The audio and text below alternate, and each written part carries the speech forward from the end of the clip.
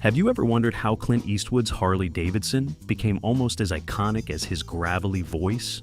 What if I told you the bike in Every Which Way But Loose has more secrets than a backroad speakeasy?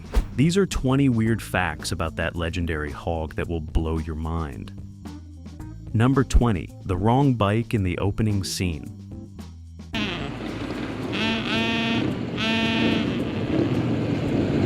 Most fans assume that Clint Eastwood rides the same Harley-Davidson from start to finish in Every Which Way But Loose, but that's one of the film's quiet sleights of hand. The motorcycle seen in the opening wide highway, shot rolling across the California landscape, isn't actually the primary hero bike used for close-ups and signature moments. For those early, long-lens cruising shots, production relied on a heavier, commercially available touring Harley. The reasoning was simple: protect the custom-built stunt machines from unnecessary wear during basic establishing footage. Touring models of the era were sturdier in stock form and easier to service quickly. They could handle extended highway runs for sweeping cinematography without risking damage to the specially prepared stunt bikes waiting off camera. Then, once the film cuts to the close-up of the throttle twist, the moment that visually bonds Eastwood to the machine, the true hero bike reappears. That version carried the distinctive custom pipes, altered frame mounts, refined engine detailing, and cosmetic touches that defined Philo Beddoes' on-screen ride. This strategic swapping protected the bespoke builds while preserving the illusion that Eastwood was riding one unstoppable machine. In reality, each motorcycle had slightly different engine tuning characteristics, seat padding densities, and handlebar riser heights tailored for specific types of shots. Editing and careful camera placement seamlessly mask those differences. Sharp-eyed viewers sometimes catch tiny discrepancies: a subtle shift in chrome trim, a minor variation in fender alignment, or a slightly different exhaust coloration. Those inconsistencies reveal the hidden stunt strategy. Production deliberately engineered this multi-bike approach to balance safety, performance, and cinematic style. The wrong bike technique allowed Eastwood to appear fearless while protecting valuable equipment and performers, proof that movie magic often runs on invisible substitution. Number 19. The massive frame. Brace you never saw.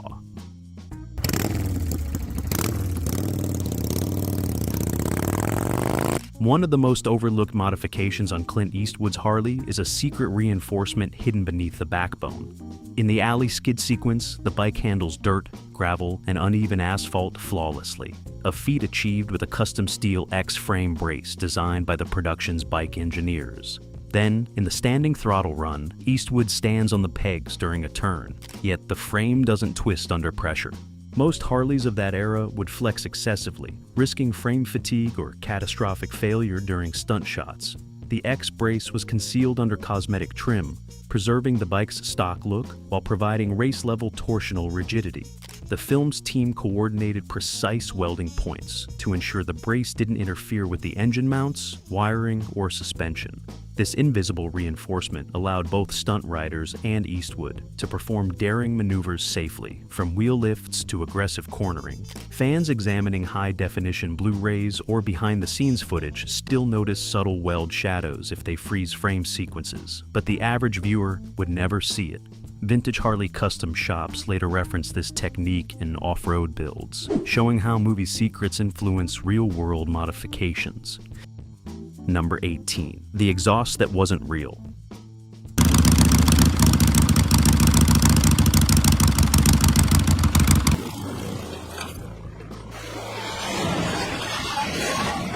You hear the Harley before you see it in Every Which Way But Loose, and that roar feels inseparable from Clint Eastwood's presence. But the truth behind that thunderous engine note is more layered than most viewers realize. The iconic highway roar heard during long cruising shots wasn't recorded from the actual hero bike used on set. Instead, sound editors dubbed in audio captured from a more aggressively tuned Harley, closer to a drag-style setup with radical exhaust modifications and a sharper bark under throttle. The production's hero bike retained relatively stock exhaust components for reliability and repeatability during filming. Its real-world tone was deeper and mellower, not quite the cinematic growl audiences associate with Eastwood's character. To elevate the sound profile, post-production engineers blended multiple recordings. In close-up idle scenes, the close mic, idle rev moments, you're hearing a partial real engine layered with additional textures from other machines to add grit and mechanical presence. Editors meticulously matched engine timbre, RPM cadence, and exhaust resonance so the sound aligned perfectly with on-screen throttle twists. Tracks were subtly sped up or slowed down to sync with edited cuts, particularly during stunt sequences where engine pitch had to match visual acceleration. That process required frame-accurate timing to preserve realism. Years later, fans analyzing audio waveforms and exhaust pitch variations noticed subtle differences, confirming that more than one motorcycle contributed to the soundtrack. The result is a carefully constructed illusion, one monstrous unified machine. In reality, the Harley's voice is part documentary, part fabrication, a sonic myth crafted to amplify the film's rebellious energy. Number 17. It started life in Japan.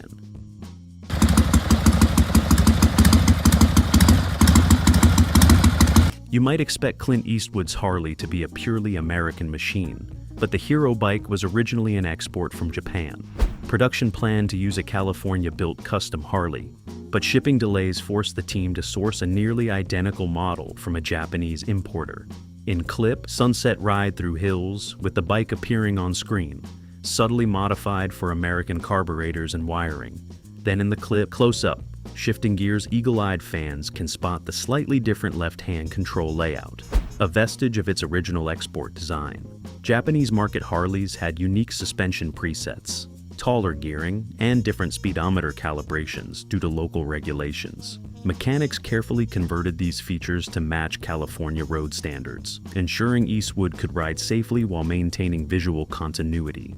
This import substitution gave the hero bike a slightly unusual feel, smooth in wide shots, but responsive for stunt sequences.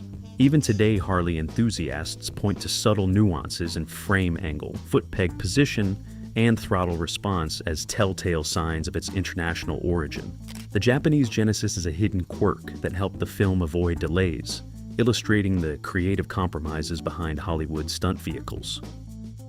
Number 16. Clint didn't ride it without training.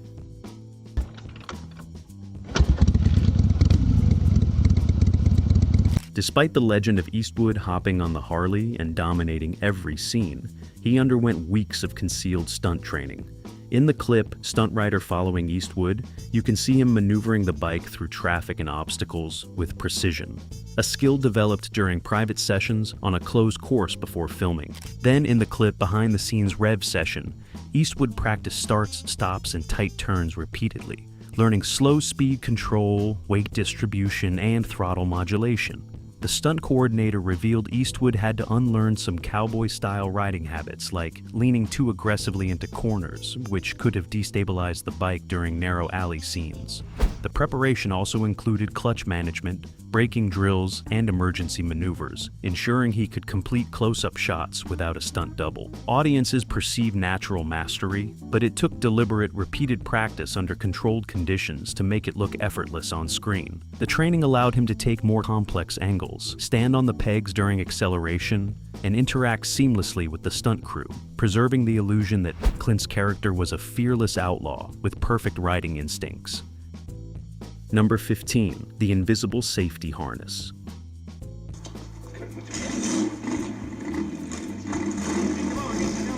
Most viewers assume Clint Eastwood rode the Harley unassisted, but the hero bike was secretly equipped with a near-invisible safety harness system. In the clip, as for a narrow alley chase, you can see Eastwood leaning aggressively while performing turns. Yet he remained tethered to a custom subframe harness hidden beneath the seat and saddlebag compartments. Then, in the jump over a small barrier, the harness subtly stabilizes the bike during mid-air movement, preventing excessive tipping or rider fatigue. This invisible rig was essential for high-risk stunts, including sharp cornering, throttle jabs, and sudden braking maneuvers that could have easily thrown a rider off a 1970s Harley. Mechanics designed it with thin steel cables coated in protective sheathing, routed through the frame so they would remain completely out of the camera. ISTBAR stunt coordinators confirmed that without the harness, many of Eastwood's on-screen maneuvers would have been impossible or extremely dangerous. This meant that while audiences were captivated by the illusion of total freedom, Clint was actually working with hidden engineering safeguards. Fans rewatching Blu-ray sequences often notice that the bike behaves more predictably than an ordinary vintage Harley, a subtle clue to the rigging. The harness's ingenuity became an industry reference for cinematic motorcycle stunts for decades afterward. Number 14, the monkey seat, mystery. The seat, it's got a custom seat on it, which is in good shape. The oil tank's in good shape. Yes, Clyde, the orangutan sat on the back of the Harley. But did you know the monkey seat wasn't just a regular prop? In the gas station stunt, the seat contained an internal locking mechanism to secure Clyde during acceleration, braking, and lean angles.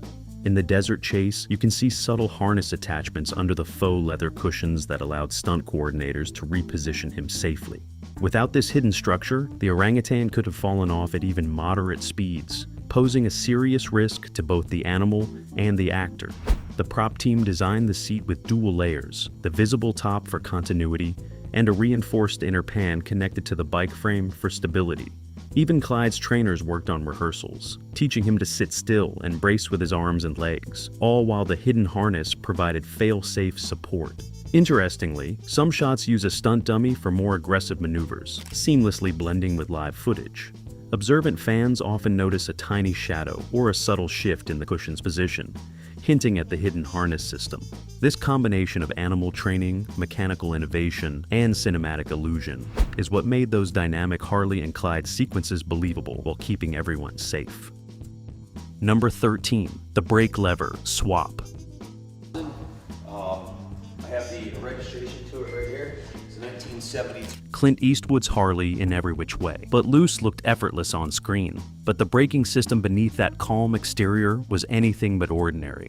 In several riding sequences, especially during tight corner maneuvers, the bike appears to shed speed far more decisively than a stock early 1970s Sportster typically could. That visual control wasn't just rider skill, it was mechanical preparation. For stunt work, the rear brake lever was replaced with a modified unit featuring altered leverage geometry.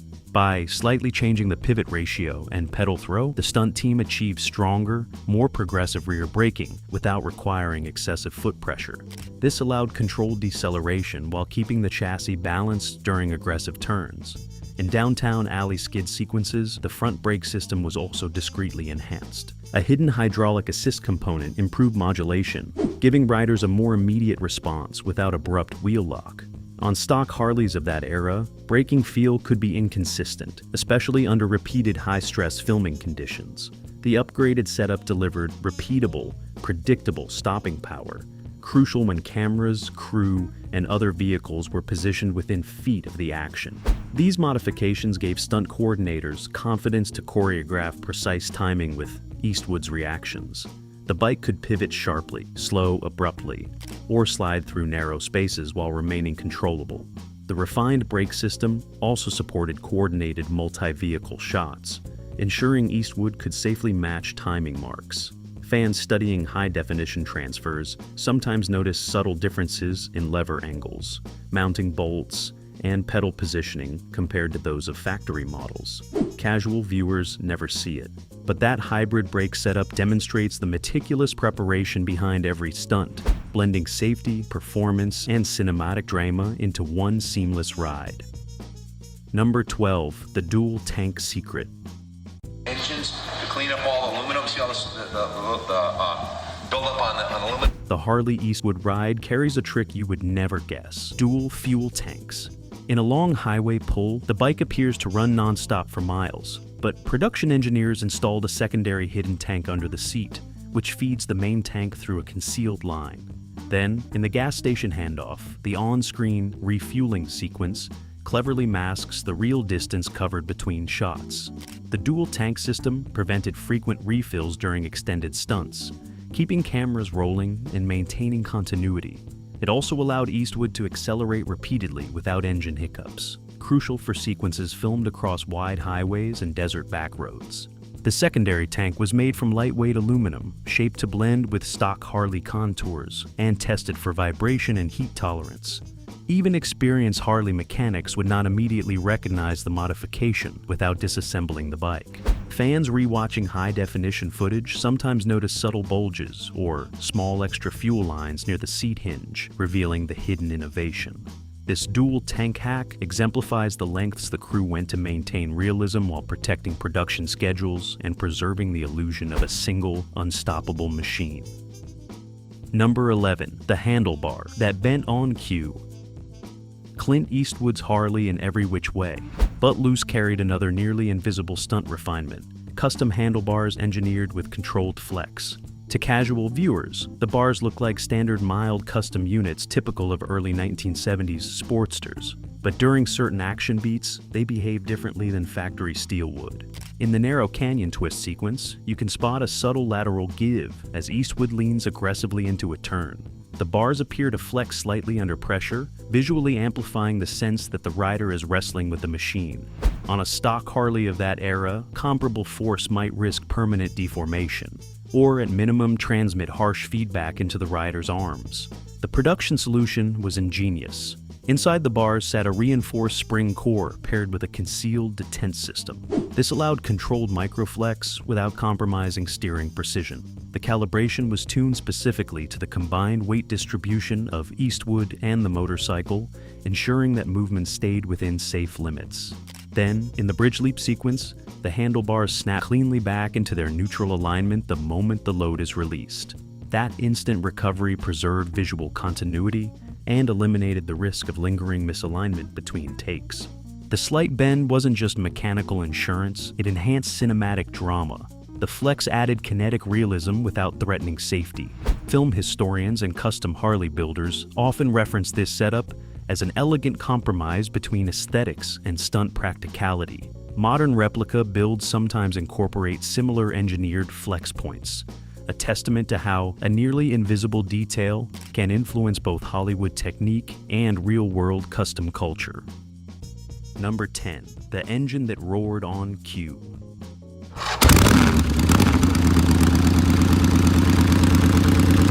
Clint Eastwood's Harley didn't just look fast, it sounded impossibly fierce thanks to a secret audio enhancement rig. In the desert chase start, the bike's engine growl seems louder and more aggressive than any stock Harley from the 1970s. In the city street pursuit, additional microphones captured the real engine, while a hidden sound module under the seat amplified the low-end rumble for dramatic effect. Mechanics installed small resonator chambers within the frame to enhance exhaust vibrations, creating a cinematic roar that synchronized with Eastwood's throttle movements. The effect wasn't obvious on set, but it made audiences feel raw power and speed, even during scenes filmed at slow motion or low RPM. Stunt coordinators relied on this audio trick for continuity, ensuring that every cut matched Eastwood's actions. Fans analyzing Blu-ray audio often notice slight tonal shifts in certain sequences, revealing the dual-layer sound design. Production notes confirm that Harley purists initially criticized the modification for unnatural resonance, but the filmmakers argued that on-screen realism trumps mechanical purity. The trick became a reference for later motorcycle movies, where engines are intentionally tuned to sound cinematic rather than authentic, making Clint's Harley a pioneer in audio stunt design. Number 9. The hidden gear shift lock. The transmission on this bike with only 300 miles on it should be... Most viewers assume Clint simply rides a vintage Harley, but a concealed gear shift lock made precision stunts possible. In clip, Gas Station Zig-Zag, Eastwood shifts flawlessly while weaving between obstacles, thanks to a hidden detent preventing accidental overshifting. Then, in the alley dodge sequence, the mechanism allows the bike to maintain a single gear under extreme acceleration while appearing manual. Engineers installed the system inside the transmission housing, making it completely invisible to cameras, enabling controlled power delivery for stunts requiring precise throttle and wheel speed coordination. Without it, sudden downshifts could have caused wheel lock, threatening both Eastwood and Clyde. The detent was adjustable, allowing stunt coordinators to calibrate resistance based on speed, incline, or load, especially useful when carrying the Orangutan or extra props. Observant fans replaying slow-motion footage sometimes notice the subtle hesitation in lever travel, a telltale sign of the hidden lock. Even decades later, Stunt motorcycles for films use similar devices to guarantee repeatable, safe sequences while preserving the illusion of rider skill. This tiny, almost imperceptible piece of engineering played a pivotal role in making Eastwood's performance look effortless, blending mechanical precision with cinematic bravado. Number 8. The exhaust that swallowed sparks.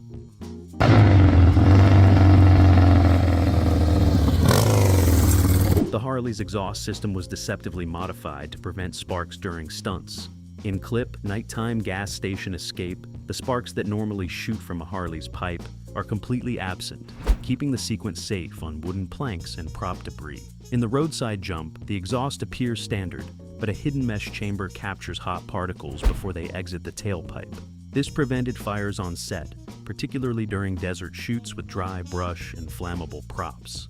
Mechanics used a combination of fine perforated steel and baffle systems, designed to reduce outward flame while maintaining an authentic roar. The trick was subtle. Filmmakers wanted the bike to look raw and untamed, not artificially muffled. During post-production, minimal sound enhancement completed the illusion of a live exhaust without risking safety. Fans studying behind-the-scenes footage note small weld marks under the pipes, evidence of the secret spark suppression. This innovation was vital for sequences with tight stunt choreography, protecting both Eastwood and Clyde from potential hazards. Decades later, the technique influenced stunt bike safety standards, showing how minor mechanical modifications can prevent catastrophic accidents while preserving cinematic authenticity. Number 7. The camouflage paint trick. 21-inch front wheel, 18-inch rear wheel, lightweight aluminum wheels. It's got a GMA performance. Eastwood's Harley had a subtle visual modification that viewers never noticed. Camouflage paint to hide wear and scratches during long shoots. In the highway pursuit, the paint appears sleek and uniform, but in reality it contained tiny flecks designed to blend scuffs from stunt landings. Then, in the forest chase, the same paint hides small dents and contact marks from repeated jumps and tight turns. The prop department mixed 2 layers: a base coat matching stock Harley black, and a transparent speckled top coat that diffused light differently depending on camera angle. This prevented continuity issues when switching between stunt and hero bikes, keeping Eastwood's ride looking pristine in every shot. Production designers tested dozens of combinations to ensure it looked natural under the sun, in shade, and in artificial lighting. Even today, enthusiasts comparing replicas note that the original bike's paint had subtle depth and grain absent from modern restorations. This clever use of camo paint demonstrates how the filmmakers solve practical problems invisibly, letting audiences enjoy action without noticing the hundreds of stunts that would normally leave the bike marred. It's a perfect example of movie magic hiding in plain sight. Number 6. The hidden suspension cushions. So you wanted the specs on the forks, bars, and overall stance of the 72.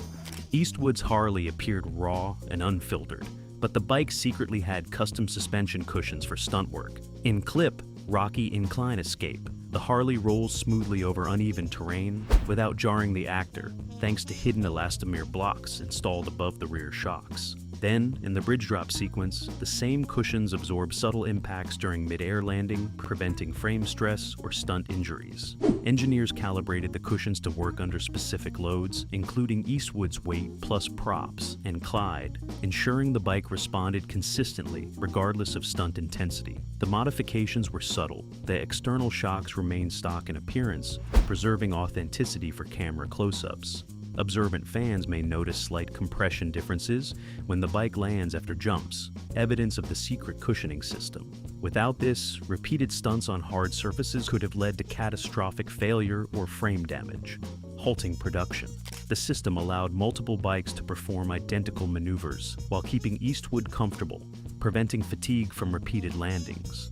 Even Harley enthusiasts today study this setup as a reference for blending performance and safety in vintage stunt bikes. Number 5. The Orangutan Seat. Secret.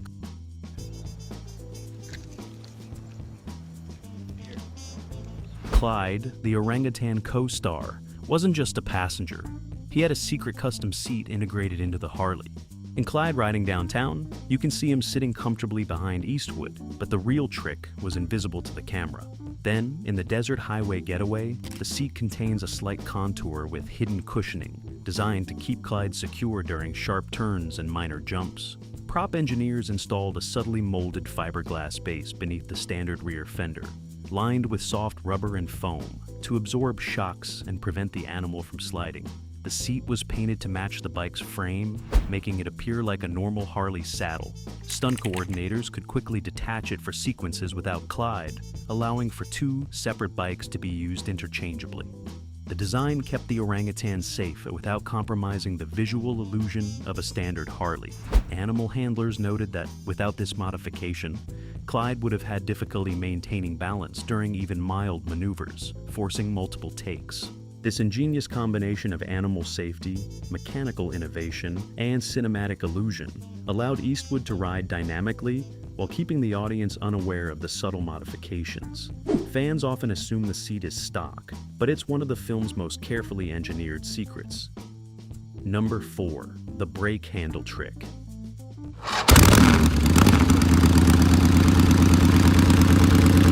The Harley appeared fully responsive, yet stunt riders rarely use traditional brakes in extreme scenes. In clip, Parking Lot Skid, the front brake lever was disconnected from the caliper, relying on hidden hydraulic bypass lines to prevent wheel lock. Then, in clip, Cliffside Escape, stunt riders controlled braking through a foot-operated auxiliary system, allowing precise slowdowns, while maintaining the appearance of Eastwood, gripping the handlebars. Mechanics built the system into the handlebar housing, invisible to the camera, and fine-tuned it for consistent pressure during repetitive stunts. The trick prevented sudden halts that could throw both actor and bike off course during high-speed sequences. Observant viewers might notice the slightly delayed hand movement relative to wheel response, an unintended giveaway of the hidden mechanism. Production notes reveal that Eastwood himself tested the bike's braking sensitivity before filming, ensuring comfort and reliability during dangerous maneuvers. Modern Harley restorers marvel at the ingenuity, as it preserved the original aesthetic, while providing mechanical advantages for repeatable stunts. This subtle system gave the filmmakers complete control over the Harley without sacrificing authenticity, blending real-world engineering with cinematic illusion. The brake handle trick remains a testament to the meticulous planning behind one of cinema's most iconic motorcycles. Number 3. The chain guard illusion.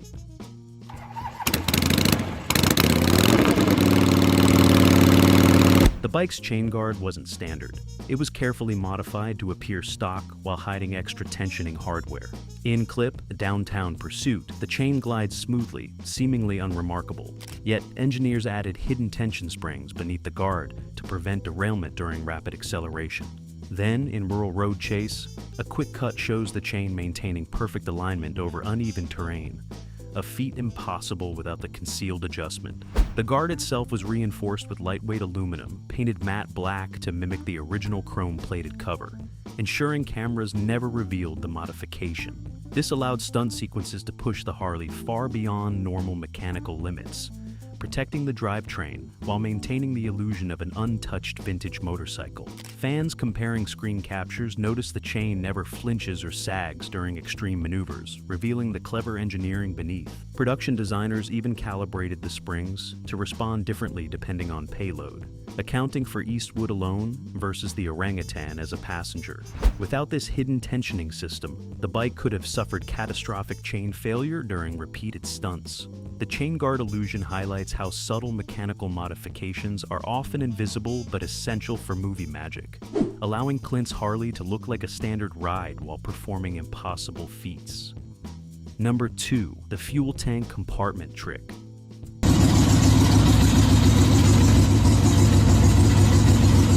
Eastwood's Harley contained a hidden compartment inside the fuel tank, not for fuel, but for essential stunt tools and emergency gear. In the roadside stop sequence, the tank appears untouched as the crew accesses small equipment stored inside, allowing quick repairs between takes. Then, in the mountain pass chase, the compartment remains invisible even during close-ups, perfectly blending into the bike's stock appearance. Prop designers created a double-walled tank, with the outer layer holding gasoline and the inner layer acting as a secure storage space. The clever design prevented weight shifts or visual discrepancies, even when the tank appeared full and in motion. Stunt coordinators could carry spare cables, wrenches, or safety straps for both Eastwood and Clyde, ensuring any minor malfunction didn't halt filming. Observant fans might notice subtle seams on extreme close-ups, but most viewers assume the tank is standard. This hidden compartment reduced downtime, maintained continuity, and kept the crew agile during complex sequences spanning miles of varied terrain.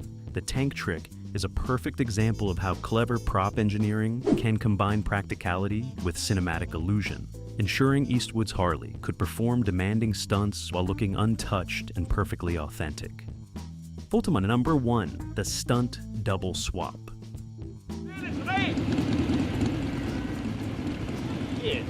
Which one? The most surprising secret of all is that Clint Eastwood rarely rode the Harley during extreme stunts. Multiple stunt doubles swapped seamlessly with him, yet the bike remained visually consistent. In the final desert jump, Eastwood appears airborne, but a stunt rider executed the jump with identical hand and foot positioning.